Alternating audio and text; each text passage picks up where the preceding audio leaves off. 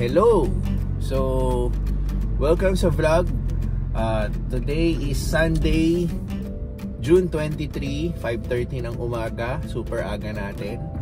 Okay, recap tayo kung bakit ganito tayo kaaga. So, yesterday is yung baseball game ni na Pixar, which unfortunately, natalo sila sa kanilang kapwa Lasalista, ang Lasal Green Hills. And today is the second day ngayong weekend na may game na naman sila. So, mas early ngayon. 7 o'clock yung game nila. 6 o'clock yung call time. So, kaya 5:30 bumibiyahe na tayo para makaabot tayo sa 6 AM call time. So, magtataka kayo, ako lang mag-isa, no? Kasi si Teens at Pixar, nauuna na sa atin ngayon. Bumiyahe na rin sila. They need to go to drive-thru pa. Either McDonald's, Jollibee, kung anong gusto nila para makakain sila ng breakfast. Lalong-lalo na si Pixar, kailangan niya yan. Okay. So ganito yung senaryo. Bakit hindi pa kami sabay-sabay, no? Nauna sila Tinsel at Pixar. Naghiwalay pa kami. Okay, ganito kasi.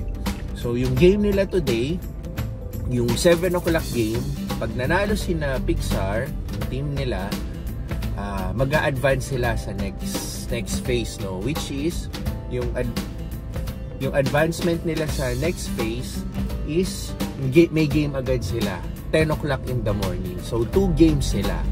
Again, 2 games sila today if nanalo sila itong 7 in the morning game. Okay? If hindi, that's it. Eliminated na sila. Uwian na. So, okay. Ano naman ang kinalaman? Ba't magkaibang kotse pa kami ni Tinsel? Well, we are assuming kasi na mananalo sila, of course, diba? Ganun tayo ka-confident. So, kung mananalo nga sila, meron pa silang second game. But, unfortunately para sa akin, hindi na ako makakanood ng second game dahil kailangan ko nang umalis para mag-deliver ng ating Ready Hit Go. Dahil linggo po ngayon, ito po ang delivery day ng Ready Hit Go. So, kailangan ko nang umalis para i-deliver sa clients natin yung mga orders nila. So, maiiwan si Teens at Pixar for the second game ng kanilang baseball game, which is, yun nga, kaya kami naghiwalay ng kotse. So, yan, nagre-ring na, mukhang tumatawag na si Tinsel. Sagutin ko lang. So, nandito na tayo. Nauna tayo kay na Teens, sinaantay na lang natin. Tapos, i-prepare na natin si Pixar. So, ito yung Muntinlupa Sports Center. Yan. Dito may nagbabasketball aga-aga. Tapos dito, parang formation ng mga ano, no? Hindi ko alam kung Police Academy ba to. Yan. Mga estudyante. Pero again, ito yung Muntinlupa Sports Center. So, inaantay lang natin si Teens and Pixar. Early bird ulit, si Pixar. Doon nakita ko na si Ax na nandun sila sa parking. So, si Pixar pa lang yung nandito. Ito yung maagang dalawa, yung magpinsan. 1, 2, 3. Okay, go. Good job. Ito na yung iba.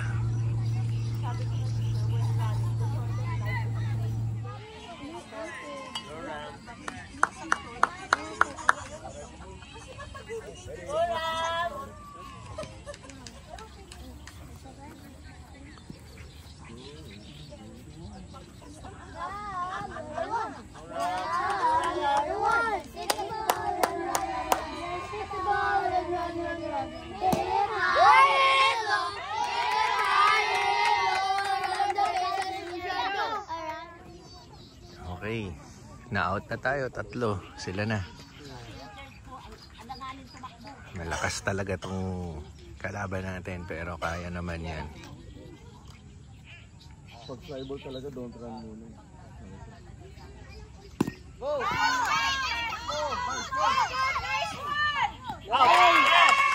Good job. One, baka tamaan. Next batter, dito tayo sa labas. Baka tayo. One. Move back pa. I'm next to next batter. Ayos. Go Pixar. Nice Pixar. Nice Pixar. Hey, stay. Hey.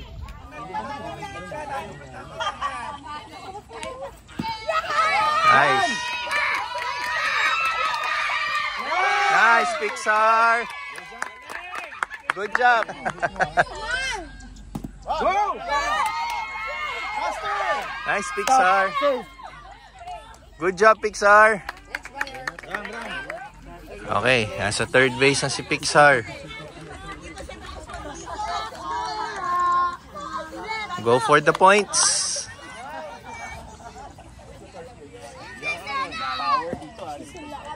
Full base tayo. Nice. Nice Pixar. Good job. Nice Axe. Ah. 2 outs na tayo. Andrew hit hard. Nice Andrew. Nice Axe. Go, go! Go, go, go, go, go. Nice one. Yun. Good job, good job. Ha? Liliit nila lahat eh.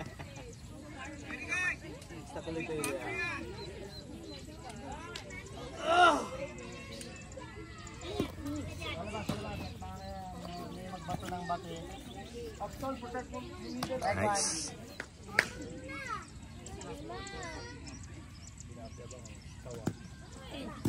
Okay, good job Pixar. Pixar, protect the base, ha? Goal.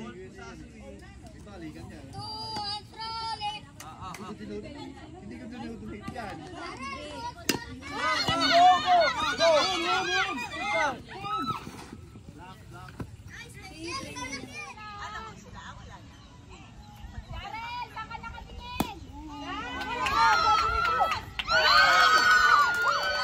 Okay. That's it. 15-13 lamang. Ay, panalo kalaban. Nice game.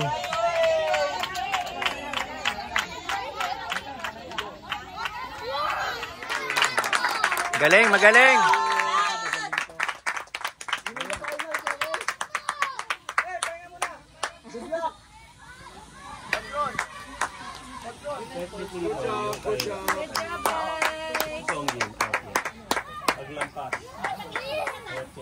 Dapat stay lang sila. Yung pwede ka lang lumampas sa score. It's okay. Maraming salamat po. Yes. Pwede yung asak na yan. One, everyone say Huwag ka magtampo.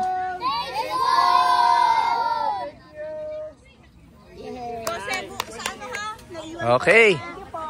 Pack up. Thank you.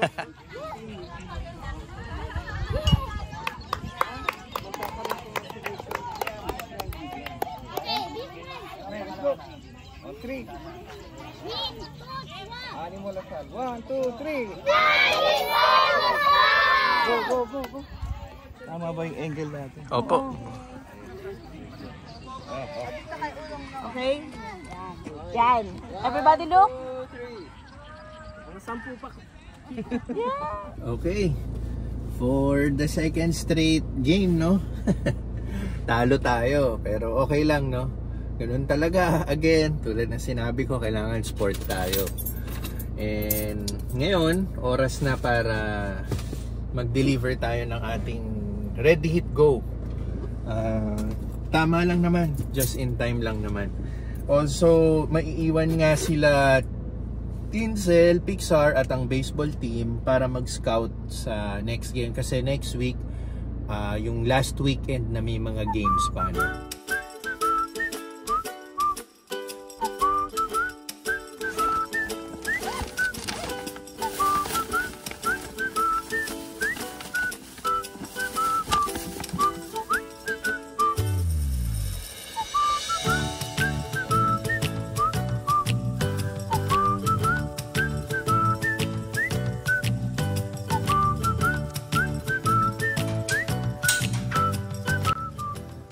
Okay.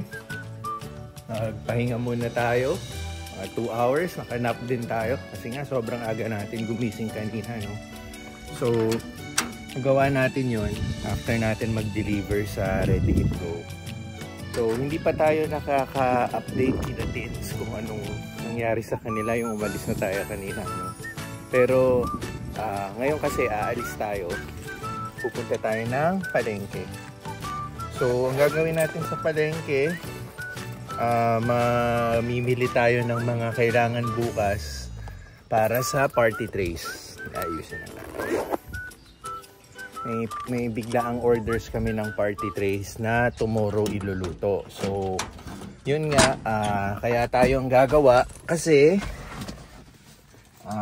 dahil Sunday ngayon, naka-day off nagpaalam mag-day off si Ate Teta at si Richie. So, wala tayong mautusan gumawa nito kung hindi tayo lang. So, yun ang gagawin natin ngayon. Sinend na sa akin ni Tinsel yung mga listahan na kailangan ibili. So, ang unang sadya natin is palengke and then grocery.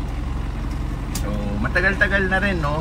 Hindi natin nabibisita yung palengke. So, at least may isasama ko kayo, no? Malapit lang po yung palengke dito sa amin. Ito, since magda-drive tayo papunta doon, siguro 5 to 10 minutes depende sa traffic. Less than 5 minutes nga kung walang traffic. So, ano lang yun, conservative distance yung conservative duration yung inano natin.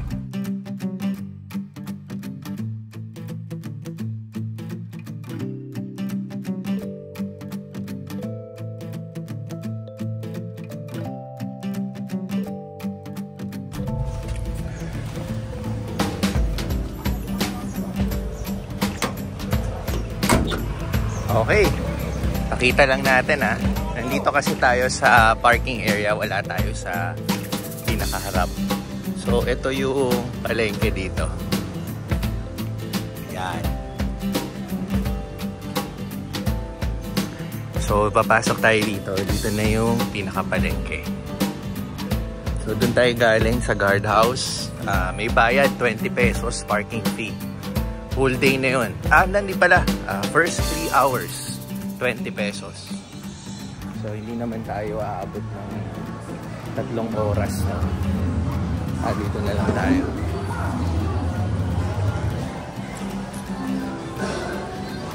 So, ang bubungad sa atin dito is mga cellphone shop.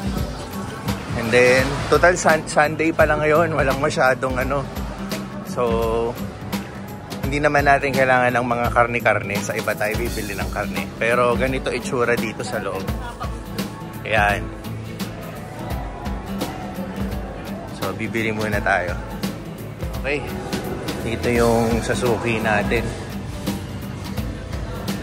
Ay, dito yung kay Shane. Dito pa rin. Kamusta mo ako sa kanya? Matagal na akong hindi Oo, in-extend nga, wala na yung dati dito, no? Oo. Kilala niya ako, sabihin mo si Jet. Oo. Sige, kukuha ako ng kalahating kilong luya. Bigyan mo na lang ako. Tapos 3 taling spring onion. Ha? O sige, paki. Onti lang naman. Ha? Oo. Madalas nagte-text muna si Mrs. Tapos ire-ready na ni Shane. Tapos kukunin na ni mga tao namin, si Richie tsaka si Ate Teta. Ha? Oo, madalas umaga. Dati kasi ako lagi. Tapos ipasa ko na yung ginagawa ko sa iba, kaya madalang na ako rito. So ulit, kalahating kilong luya, garlic, tsaka 3 taling spring onion. Balikan ko. Dito lang muna tayo.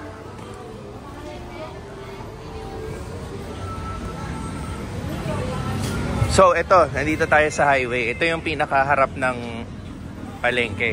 Pakita natin. Ito yung Alabang Zapote Road. Yan.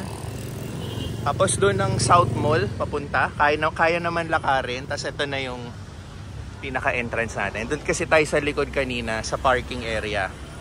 So, umpisa muna natin mamili ng kung ano-ano mga kailangan. Sige, okay daw. Kuya, okay daw.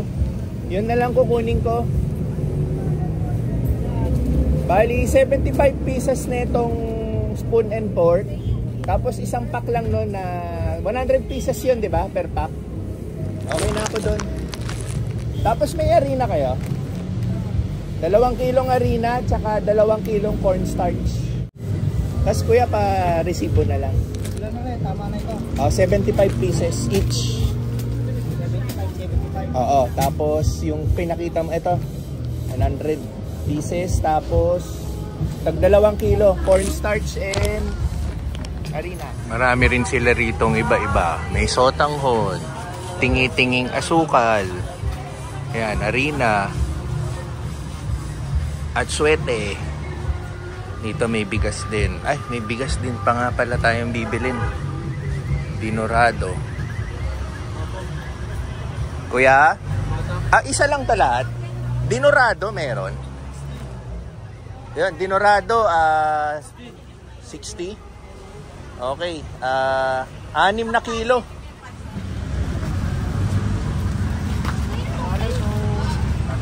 So, solve na tayo. Ito. Balikan na natin yung sa may gulay.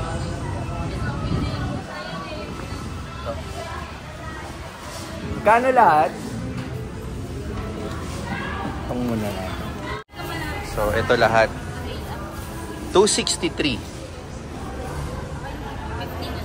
250 na lang? Ayos Pinanindigan ng pagkasuki. Tindi na yung init. Okay, balik tayo sa iba pang kailangan bilhin. Kinarga lang muna natin sa kotse yung dahil di na natin kayang bitbitin. Okay, mission accomplished tayo dito sa palengke. Sunod natin is grocery. Sa Save More na tayo kasi yun yung madadaanan natin. Usually pag nag-workout tayo sa Anytime Fitness dun sa may South Mall, dun tayo sa South Mall, no? Pero kung nasaan na tayo ngayon pinakamalapit, dun na lang kasi cost din yung dagdag expense din ng gasolina pag sasadyain ko pa mag-SM.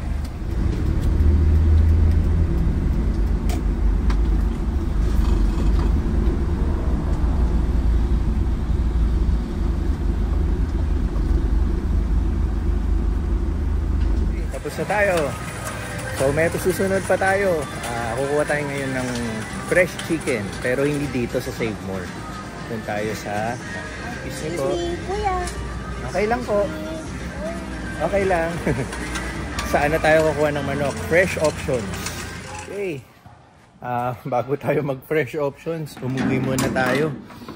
Nag-shower ulit ako kasi init na init talaga ako tsaka lagkit na. So kanina pa kasi tayo since dun sa baseball game ni Pixar tapos nag-deliver tayo and then namalengke. Naramdaman ko na yung sobrang init at yung sobrang lagkit sa katawan kaya nag-freshen up muna tayo. So again, solo flight tayo dito sa bahay. Si Tins at si Pixar as of now nandun po sila sa bahay ng kanyang parents. Kasi mag-quality time lang siguro muna sila and tatambay doon, no? Madalas naman po nilang ginagawa yon. So mamaya na sila uuwi. And siya nga pala, shout out kina Titos Kay and Mateo. Yan, may bago silang bisita. Yung bisita nila is si Mama Jack, yung nakasama natin mag-vacation din sa Europe. So ngayon, sa naman siya, sa US, binisita niya yung kanyang anak na si Titos, which is kapatid ni Mrs. Yan. So kamusta kayo? Yun, lalong-lalo na si Mateo, yung ating madalas manood sa ating vlogs, no? So, yun, kasama mo ngayon si Lola, Mateo. And I hope naintindihan mo yung Tagalog ko. Enjoy your time with Lola. Yan.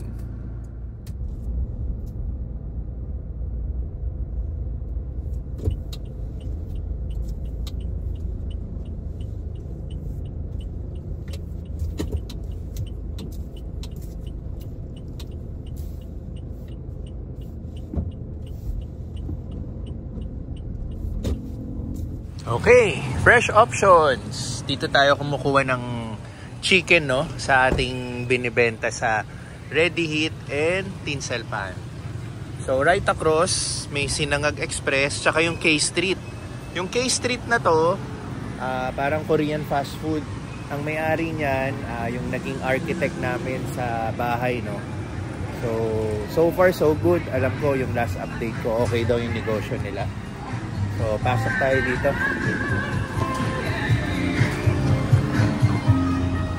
Hi ate, meron bang itinawag yung misis ko dito na 5.5 kilo na... Ay, opo. Meron po. Ni-ready nyo na? Opo, naka-ready na. Ate, ganito, babayaran ko muna. Tapos, chichibog muna ako sa labas. Sige po. Iwanan ko muna. Pero babayaran ko Sige muna. po. Di pa kasi ako nagtatanghalian. Kaya, chibog muna ako. Pero, isettle ko muna yung babayaran. Tapos, i-Gcash payment ko na lang. Tapos magpapa-OR din pala ako. OR. Kayo po si, yung Tintan po? Tintan, oo. Opo. Sige po, naka-ready na po. Naka-ready na rin. Ayan. So, habang inaantay natin si ate, ito ang meron dito sa Fresh Options. Ito parang tulad din sa amin, no, sa Ready Heat Go. May mga binibenta silang ready-to-heat ulam. Kaldereta, sisig, bistek. Yan, bukod sa kanilang mga sariwang beef, pork, and chicken. Yan. Teka, settle muna natin. Wala, nandito pa ba si Mark? Ay, mamaya po. Pero nandito pa si Mark. Tapos yung Ed, naabutan nyo ba yung Ed? Yung nasa Pampanga na? Wala. Please use another door. Okay, so magla-lunch muna tayo dahil sobra-sobra na yung pagpa-fasting natin at nakaramdam na tayo ng gutom. Pero this time, gusto ko munang kumain ng Thai food. Dito kasi sa harap yun. So ito yung fresh option. Dito tayo sa Pad Thai Express. So tatawid lang tayo.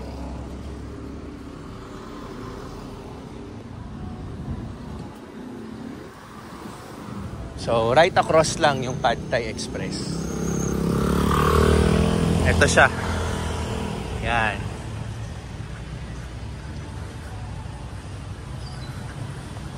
So, kumakain din kami dati dito ni na Tinsel, pero lately hindi na napadalas, no? So, ayan yung mga offer nila. Gusto kong mag-Pad Thai ngayon. Ayan. Ito pa yung iba. Ayan, sikat na sikat sa Thailand, oh. Sticky rice. Pero again, magpa-Pad Thai lang tayo.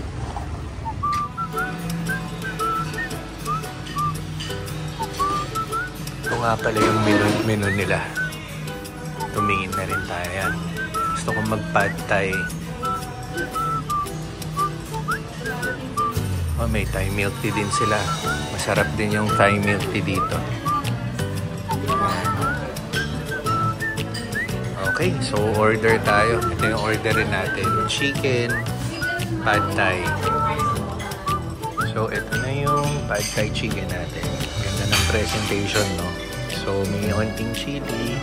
And, ihalo rin natin to. Ano ba to? Hindi ko alam eh. Pero alam ko yung nahalo to dito.